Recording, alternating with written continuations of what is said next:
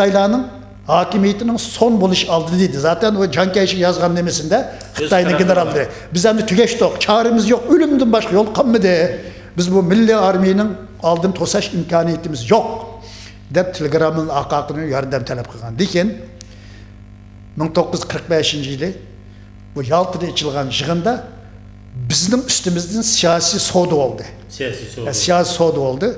Bu soğududa Cankayşik'in Taşkı Moğolistan'da toniş şerti bilen Şarkı Türkistan'daki inkılap toxtutuldu. Şinjanlarına Xitay yani bu Manas deryası toxtutup bu inkılapni yerim yolda toxtutup ahir bir monç menfaatler karşısında Gomindan'a sattı. Ahirde kirip bu Çin'de baş götürüp hakimiyetini kolga algan Mao'nun başladı Xitay komünistlerine sattı. Şunun bilen bir 49 yıl ahir 50 yılın başlap Şarkı Türkistan yana qaytın asalet düştü. Menin bugün alay ta'kidliginden bir munç yaşlar bilmeydi bunu. Şunda. 1945 yılı boğan inkılap jaryanında 1944 yılın 12. noyabr günü Şarkı Türkistan Cumhuriyeti kurulgan idi. 45 yılı nurgun yerli azat kılınıp Manas'ın Ürümçi kiriş aldı da bu toxtutuldu. Söhbet, Gomindan emnisinin hak hukukunu tonuyduğun oldu, söhbet götürüldü. Şu vakitte Şarkı Türkistan Cumhuriyeti'nin vekilleri, Gomindan merkez hükümetinin vekilleri Zhang Jijing ile 6 ay söhbet etkizdi. Yani 10. aydan 8 ay, yani baş yukarı 8 ay söhbet. Bu söhbette bulumu Şarkı Türkistan halkının hak hukukunu istedi. Ve bulup mu Xitay şovinistik kültür assimilasyon politikasını toxtutuşunu kattık talep kıldı. Şunun bilen 11 maddelik bir bitim imzalandı. 11 maddelik bitiminin 4. maddesi da bunun dinkin iki tarafının kelişimi de. Bunun dinkin Şarkı Türkistan'ın bütün mektepleri de qaysı millet şu mektepte okugan bolsa, şunun özünün ana tili bilen dersi ötülüdü. Başlangıç otur mekteplerde. Fakat otur mekteplerde bir tane ders süptüde, yani çet dil tili süptüde Xitayca tili dersi kirgizildi, koşumçu ötülüdü. Ali mektepli boladı bolsa, yani ihtiyacı görüp, şöyle milli sınıf, Hansul sınıf diyen ayrımı qarab, Uygur tili bilen Hansul tili tam hukuklu kaldı, kullanıldı dep belgilengen. Bu 1946 yıl kılıngan 11. maddelik bitiminin 4. maddesi. Bu maddeni 1961 yılı Xitay Komünist Hakimiyet özgerçik bir ürünüp baktı. 61 yılı. O vaxtda bütün sınıflarda bizden Şinjan Üniversitesi, yani Şarkı Türkistan Üniversitesi, bu asaslık üniversite, bunun deyken bu devlet tili bilen ötülüdü degende bizim nurgun okutkuçuluk karış çıkıp o zaman biz istifa sorayımız. Biz özümüzün milli okutkuçularımızı tutsa, biz özümüz onu Xitayca sözlep ötsek mi qanday gap buludu? Eğer Xitayla Uygur tilip balları kirgende, Uygur dersi ötep baksın, Uygur tili bilen. Endi biz bunu düşüneyle de kattık karışlık bildigenden keyin bu nimeden vakitlik vazgeçti. 60. yılı götürülgen bu iş.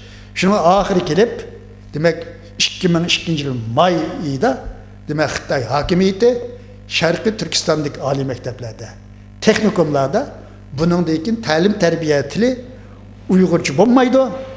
Uygur tili bilen talim terbiye veriş toxtutuldu. Bütün til, derslik tili Xitayca buludu dep karar çıkardı. Bu kararını 2009 ayının 1'den tartip icra kılışkı başladı. Bunun Şarkı Türkistan'daki nurgulluğun ziyalı narazı oldu. Halk narazı oldu. Lekin Xitay veya bir diktatörlük bilen, kattık, zulüm, tehdit bilen bu siyasetini hazır icra kılıvadı da. Endi bunun bilen çekilinip kalmadı bula. Endi bunun bilen çekilinip kalmay, endi koş tillik marif degen dersini çıkarıp, hazır 1. sınıftan başlap Xitay tilini yoğunlaştırıvadı. Nait programda iğri derecelik 1. sınıf, yaşlıydın tatip.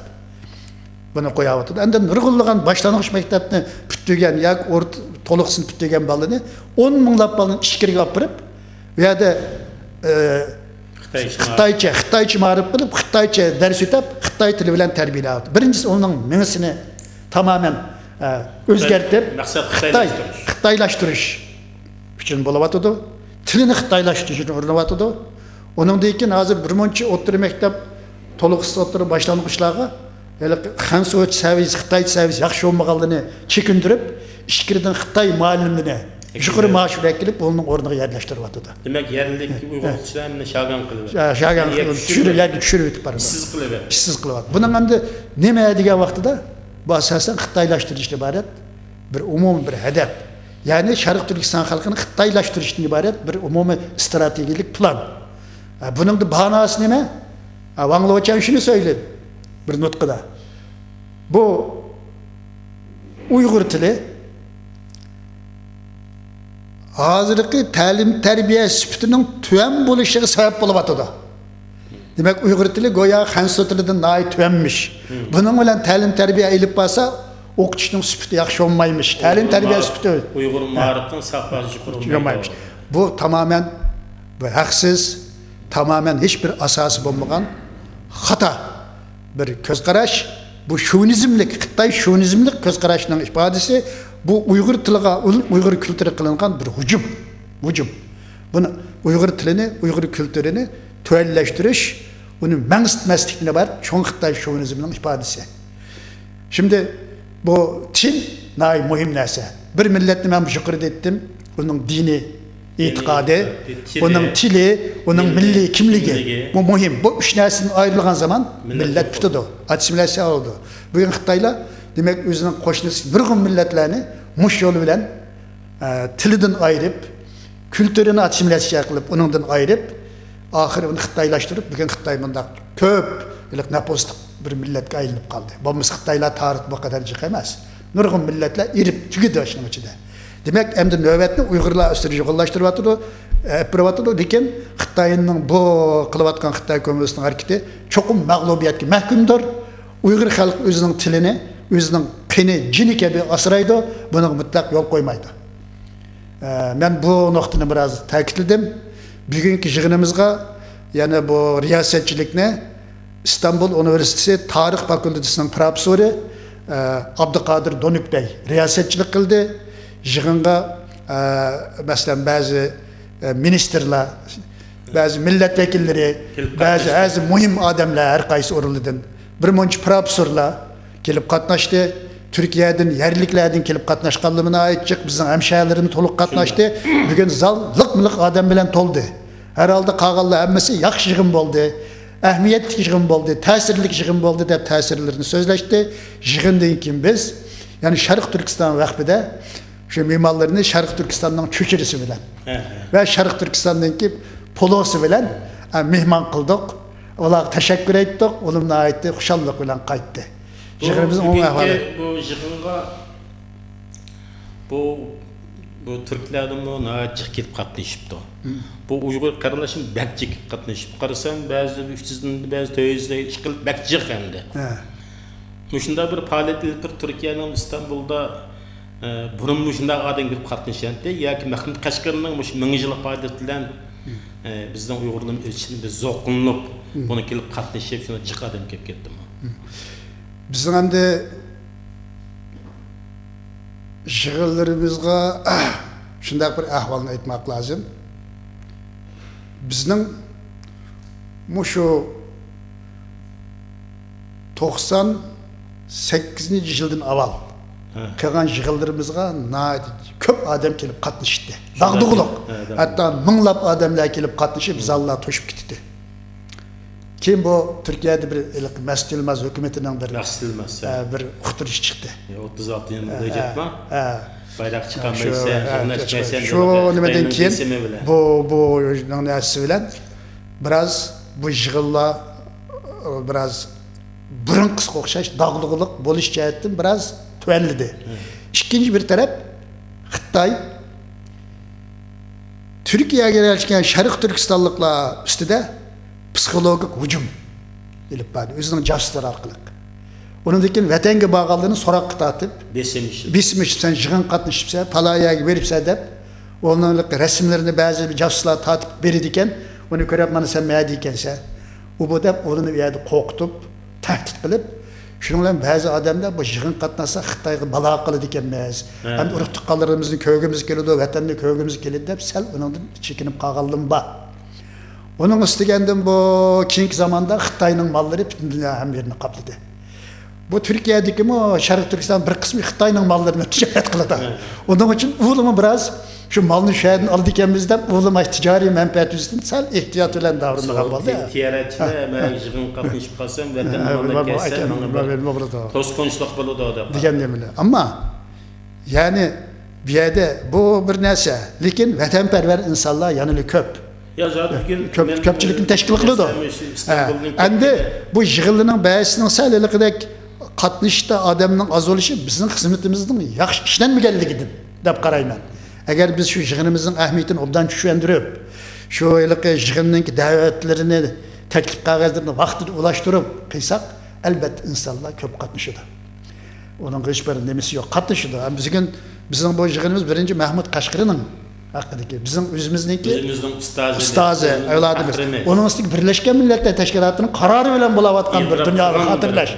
Bunun için bugün adamlarımız çık geldi, yığın tolup gitti, 500'e yakın adam aldığın zaltı bugün toştu. Yani bunun deyken biz yığınlarımızı belki tekrar mindak ötküzüş imkanımız var. Biz bunun için halkı Xitay bir taraftan özünün jastırarak propaganda kılıyordu. Biz bunun aldığını elip, bizim özümüzün teşvikatını küçeytip, ammaga yaxşı hizmet işlesek, bu programlarını oldan düşendiysek demiş kıldığında elbette milletin kalbi biz tarafta, yani köpçülük katlışı mümkün. Bundan hiç kandak şek şöbemiz yok. Ben İstanbul ketgini 6 yıl oldu. 6 yıl keyin kelyapman. Bugün biz yığın kelgen Uyghur qarindoshlarni qarab boqdik. Bularning ba'zida Qarshidan ketdi. Qarshi degan şey 70-80 km yerda endi. Ben Safa köyden kelib 11-30 km yer. Bu Batchiq edem kelibdi go desem, ben hozir shu Mahmud Qashqarining yili munosabatlar Mahmud Qashqarini BTT e'tirof qilib xalqaro tanitdi. Ana hozir vaqtning faoliyatini yaxshi, tashviq yaxshi bo'ladi. Shuning uchun haqdima endi. Bir o'yilish bor aka. Shuning uchun bugun jiq edem keldi desam, xo'sh bo'lib qoldim. Degandek yig'in maydonining liq to'shabdi. Sirtidimi turdi. Endi men yig'indan kelgandan keyin men sizlar bir ziyofat o'tgansizlar, tomoq. Bu tomoq kelgan odamlarni ko'p. Ondan masjidning imomi keyin xatmi Qur'on qilib, yaxshi tilovat qildi. Vaqtda sayis oldi keyin Məhəbdin bu hatta Bartajin, bu Şərq Türkistanın milli azıq yolda şehit boğanlarının hem yığılıb ketmiş edi. Hakikaten bugünkü bu yığından men bu kelip qatnışıp közümden köyde özüm anladım pek təsir hayacanlandım. Bir yaxşı yığın buldu. Men işimə şərt vaxtысы bundan keyin bu köprək ilib bassa Uyğur qarindoshlarning bundan keyingi faoliyatları yaxşı boludu deb qarayman. İnşallah bunu da yana bir narsa sorğum kelib qoldi ustozimiz Sultan Mahmud Qashqari aka. Bu bugungi yig'inda şu Türklerning ichidan nurg'un Türkler bu sirtdan kelib qatnashibdi. Bu Türklerdə Mahmud Qashqarining shu yig'in balqin bilibsizlar, ular deb bağa qilayotganmi yoki o'zi anglab keldi? Biz anglab kelibdi. Biz hatta bir gazetega biz dinbagan tuqmiz. E'lon bergan tuq, undan o'qib shundan keyin endi anglab kelibdi buni. Ular Mahmud Qashqarining ait hurmati var. Büyük bir sevgisi var. Bizlik bağa vermeganlikmi kelibdi? Ular kelmişede qarasam yuriydi, ba'zilar sorsa bizga da'vat bermagan, bağa o'zimiz anglab keldik dedi. Demek bu Türklermi bir tushuncha bor ekan-da. Ya bunu endi hozir bu Türkiye'de okugan, bilgen adam küçük başlangıç to'lg'is o'qigandan tortib Mahmud Qashqarini taniydi. Çünkü bunun derslerde kirgan, tarix dersi kirgizgan, edebiyat dersi kirgizgan Mahmud Qashqari Yusuf Xas Hajibni tanimaydigan bu Türkiye'de o'qigan adamni tanimagan adam yok. Endi bunu jiqroq o'qigan adamlar texmi büyük itibar, ahmiyet beradi. Çünkü Türk tilinin, Türk edebiyatının Orhun abidisinden keyin ortaya çıkan en mühim eserleri biz İdikut devletindeki Buddizm metinleri. Vaktilik mühim eserler. Mesela Mayrit Simit, onundaki Altın Yarok, İşkitiginin hikayesi, gibi büyük eserler. Uyghur tili bilen yazılgan ya ki Hindiçeden tercüm kılınan, Xitayçadan